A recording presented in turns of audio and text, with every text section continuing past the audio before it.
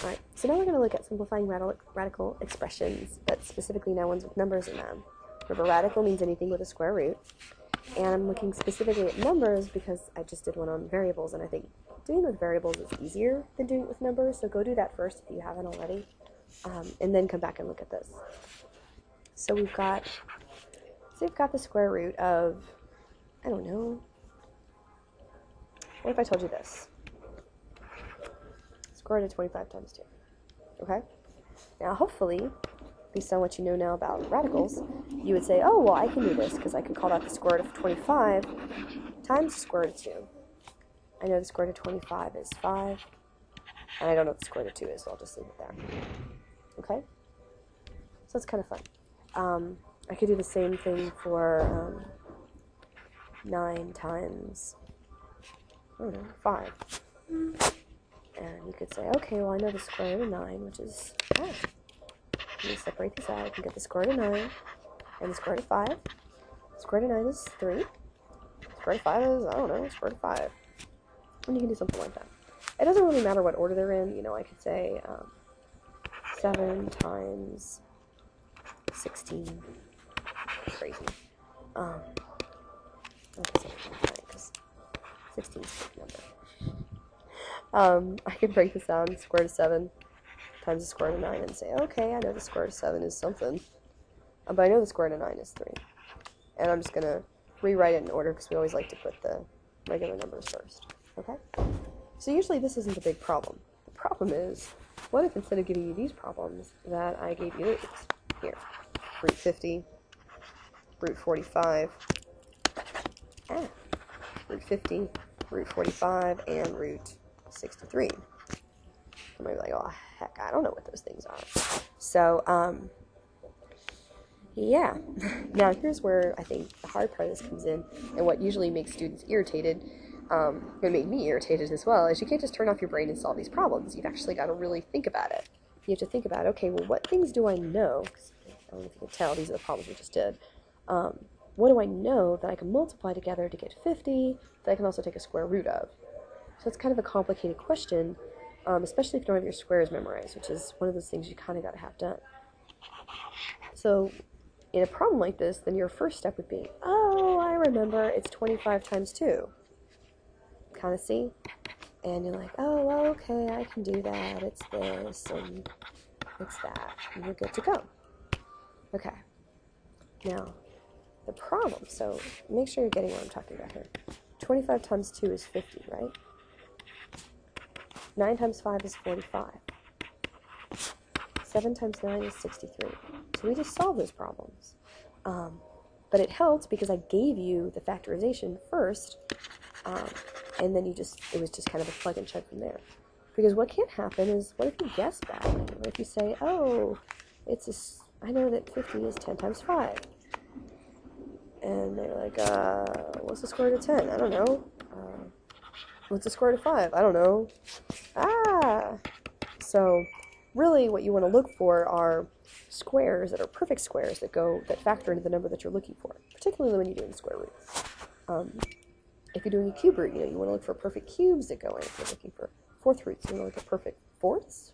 I don't know what you call them. But that's the point, is, hopefully if you look at this and go, oh, well, each one of those has a 5 in it, so maybe I need to do something different. But unfortunately, the best way to get good at this is practice. Practice, practice, practice. All kinds of excitement. All right? So let's do a couple of those just for funsies. So keeping this in mind, this whole process, say I gave you square root. We're going to stick with square roots for a minute because I think they're a little bit easier. Let's go for the square root of 32. Okay? You want to think of the biggest number that's a perfect square that goes into 32. So you might say, okay, 32 can be, well, I know it could be 8 times 4. 4 is a perfect square, but it's not the biggest one. I could say it's 16 times 2. That's also a perfect square. It's probably the biggest one you can come up with. So that's what I'm going to go with. 16 times 2. 16. Now you don't have to separate these out if you don't want to. I'm just doing it so you understand what the process is. Again, it's not a bad thing. You're not going to lose points by showing your work. And you might accidentally miss something by not. So, okay, let's try, here's a good one. I'm going to just throw a couple up and then we'll solve them together.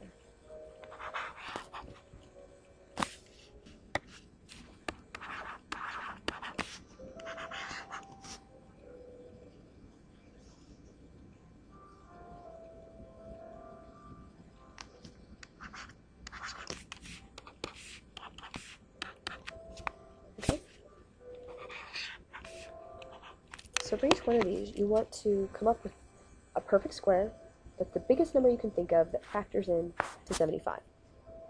So hopefully at some point, you can come up with 25 times 3.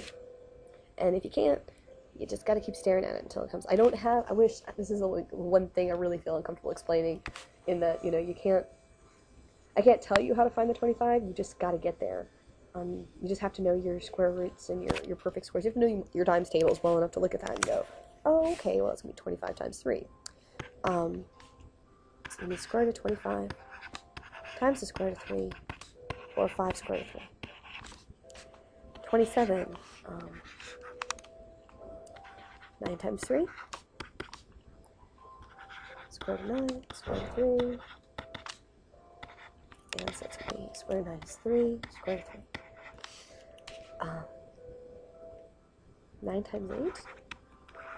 No, there's a perfect square in there somewhere, right? Because 8 is 4 times 2, so I guess that you could do is you could look at this and you could say, well, 9 times 8, I can look in here and I know there's another perfect square in there because that's 4 times 2. So that means I probably don't have it done yet. So let me take that 4 and stick it in there. So I'm going to keep going and then get to 36 times 2. So square root of 36 times the square root of 2 is 6 square root of 2. Now, just like we did with the numbers, it doesn't really matter if we start like we did with the variables. If these are fractions, it's completely acceptable. So like if I have the square root of 25, come on, terrible 25. Square root of 25 over the square root over 49. Not to freak out about this, but just to immediately rewrite it again. We want to turn a problem we don't know how to solve into something we do know how to solve. So I want to take that fraction and split it apart and get, except I can't write. No, 7 times 7 is 49. Woot! Okay, 5 seconds. So something like that. So I could have so let's, I was about to drop a cube root. I didn't even realize we actually talked about cubed roots. The cube roots are going to be the same kind of thing. It helps to remember what some of your cube roots are. So 3 cubed is 27. 4, come on. 4 cubed is, okay, I get 64. 64. 5 cubed is 125. So those are the kind of numbers you need to kind of have in the back of your head. So if I'm looking for the cubed root of 16, I can look at my cube list, and I can say, okay, so a perfect cube that goes into 16 would be 8. 8 times 2. So I have the cubed root of 8 times the cubed root of 2, which is going to be 2 cubed root of 2. Something like that.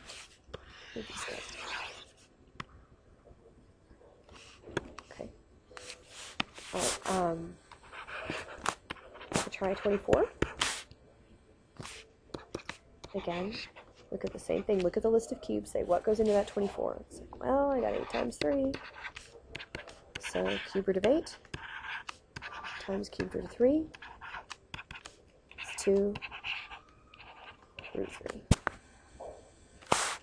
And you just kind of go to town from here. Just throw a couple of them up for you. All kinds of excitement.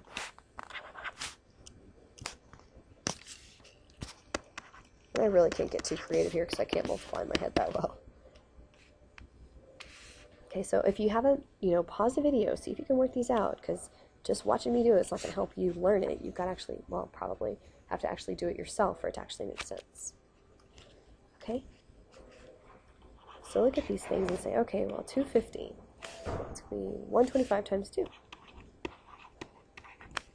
So cubed root 125, cube root of 2. Cube root of 125 is 5. 5 root 2. 40 is going to be times 5. I just like to use 8 because I can't multiply much higher than that. 2 root 5. Okay? And that's kind of all there is to it. Again, we can throw stuff on the bottom. I could go to cube root of... I'm just running out of numbers to multiply things by. 32 over 27.